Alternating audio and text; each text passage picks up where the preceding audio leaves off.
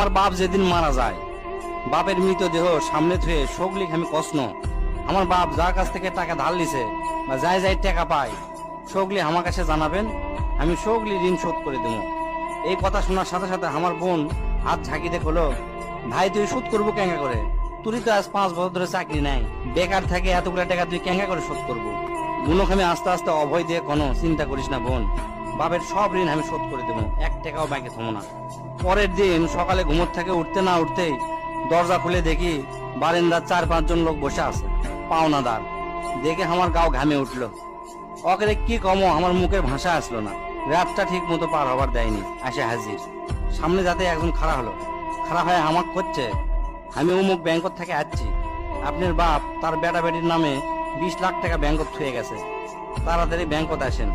বাদ বাকি 4-5 জন যারা আছে তারা সকলি করছে আমাকে সমিতিতে আপনার বাপ 20 টাকা করে জমা করেছিল, আরেকজন করছে 50 টাকা করে জমা করেছিল, আরেকজন করছে 100 টাকা করে জমা করেছিল।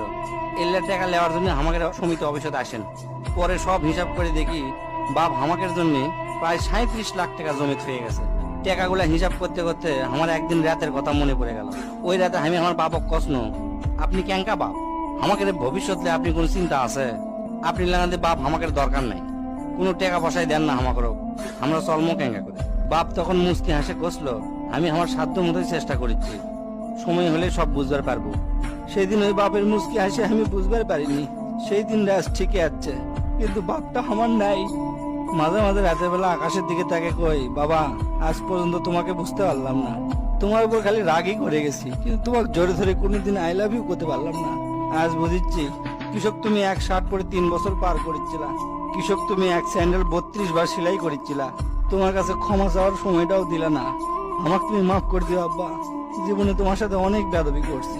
তার কয়েকদিন পর খোঁজলে দেখি আমার বাপ কারো কাছে 1 টাকাও বাকি করেনি, 1 টাকাও ঋণ করেনি, বরঞ্চ অনেক মানুষক টাকা ধার দিছে, তারা এসে দিয়ে গেছে। তোর বাপ অনেকেই বেঁচে আছে, বাপের সাথে কোনোদিন বেয়াদবি করবো না। বাপ যে কি ভালোবাসে এখন বুঝবো না, পরে বুঝবো।